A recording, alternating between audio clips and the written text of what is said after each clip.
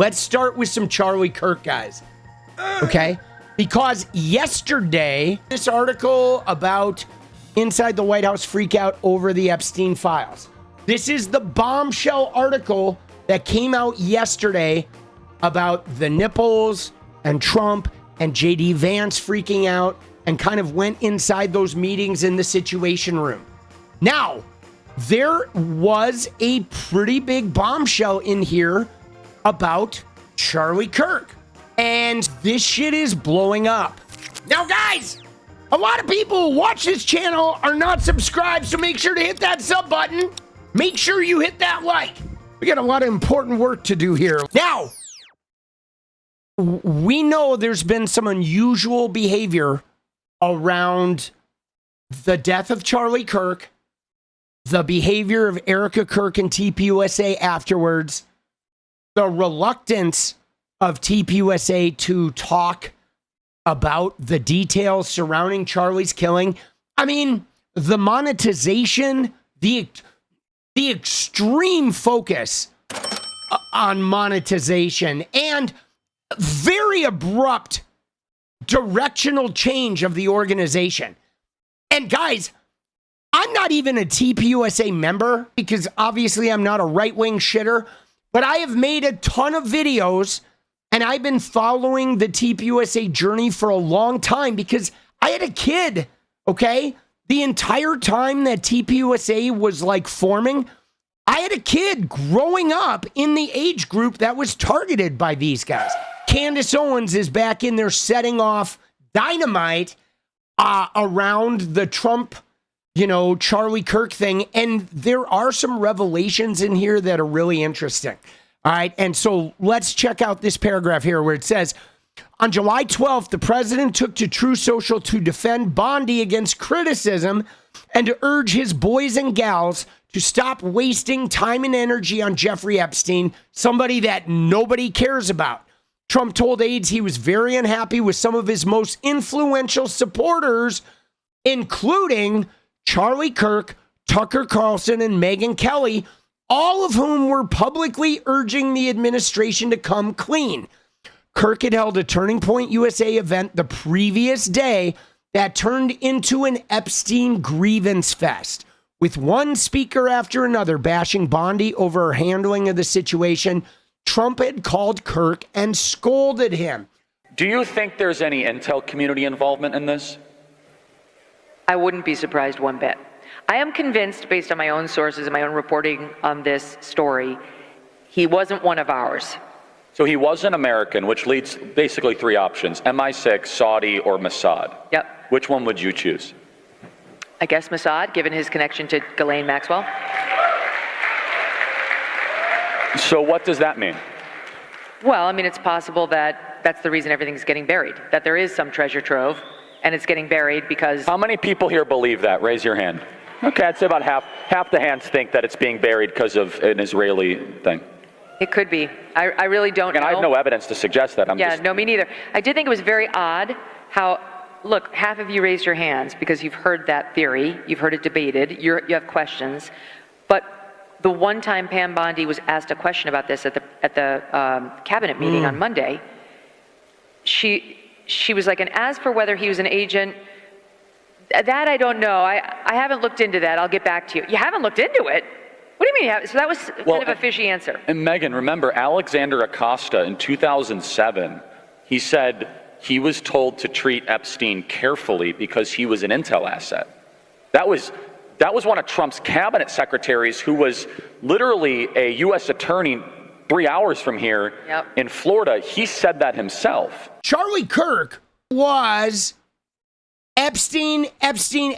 He talked about it a lot.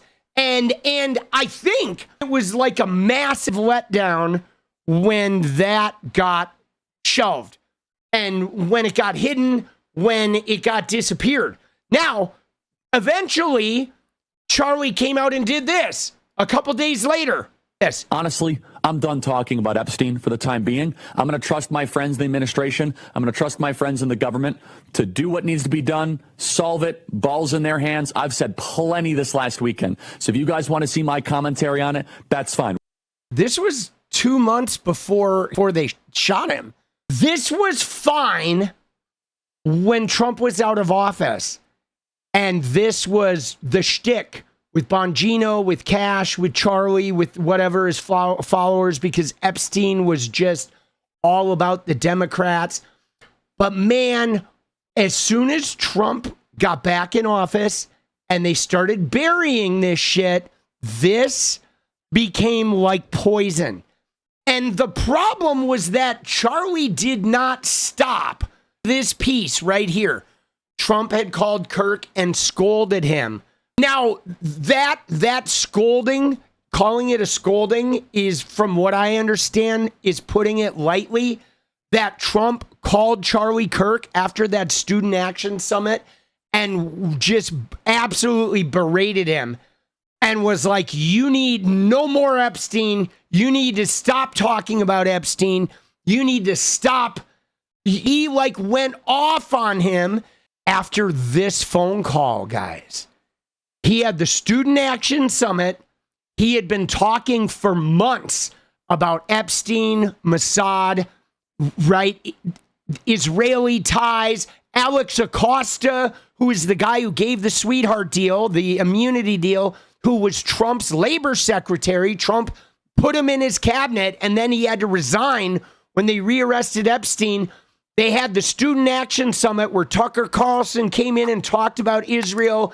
Charlie and Tucker and Meghan all weekend were hammering away. Then Trump called Charlie and lit him up. And then Charlie was like, you know what? I'm done with Epstein. Now, guys, that's fucking crazy, because Charlie had been talking about Epstein on various podcasts and shit for years. And all of a sudden he's like, I am done. And less than 2 months later, guys, he got blown away, dude. And then, you know, oh, Trump, do you miss your friend Charlie? Oh, have you seen my ballroom? Like, bro.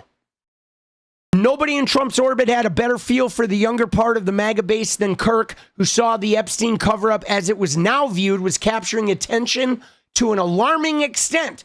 Donald Trump Jr. and J.D. Vance, both of whom spent considerable time on X, were tapped into the same younger and hyper-online portion of the base, were also worried.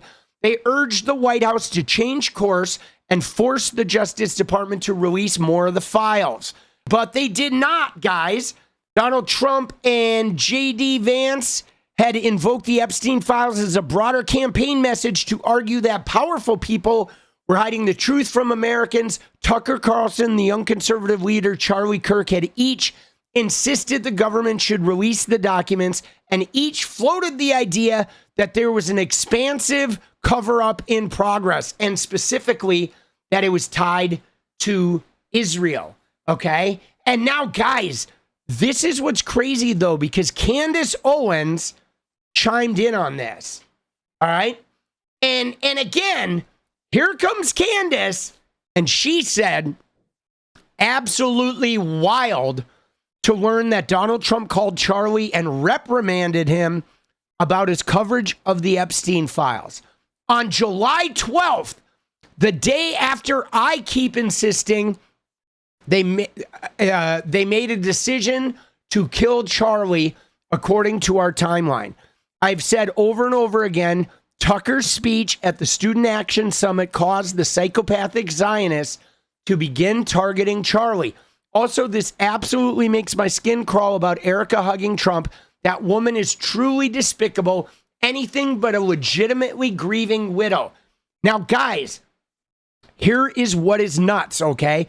Is she has a typo here, but Candace Owens did make up a timeline where she talked about this and the pivotal dates when she believed that they were like changing their tune on Charlie Kirk. And that was long before this, New York Times article came out. So she leans in here and says, whoa, like Trump reprimanded Charlie and everybody was real mad at him and Tucker. And look at the date that this shit was happening. That's the date that I said that it looks like they made the decision. And now who else gets in here, guys? But then Laura Loomer got in here too. He quote tweeted it. So then Laura Loomer said, wait, so now Candace Owens says Trump killed Charlie Kirk? I thought it was the Israelis, and then Miss Erica Kirk, and then Charlie's security team, LMAO, what is it? Seems like her story is always changing. So many lies to keep up with. Now again, guys, I don't know if we're going to find out, but here's what I do know. The bigger the lie, the faster it will spread. Well, somebody has fabricated a monstrous big lie that Israel had something to do with Charlie Kirk's horrific murder. This is insane. It is false. It is outrageous. Charlie Kirk was a giant, a once-in-a-century talent who defended freedom, defended America, defended our common Judeo-Christian civilization. Dude, that's not AI, okay? That was done 1 week after Charlie died. When have you ever seen the prime minister or president of a country make a video to say, hey guys, by the way, we didn't kill that guy who just got whacked. I can't believe you're making up a lie about that. Dude, what the fuck, dude? As soon as I saw that, I was like, holy shit, I actually think they did it now. What is up, guys? Thank you so much for watching. If you like the video, you want to support independent resistance media, you know what to do. Drop that sub, hit the like button, and please share it.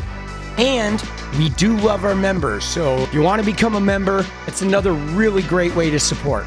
Thanks again for everything, guys. I'll see you next time. Let's go.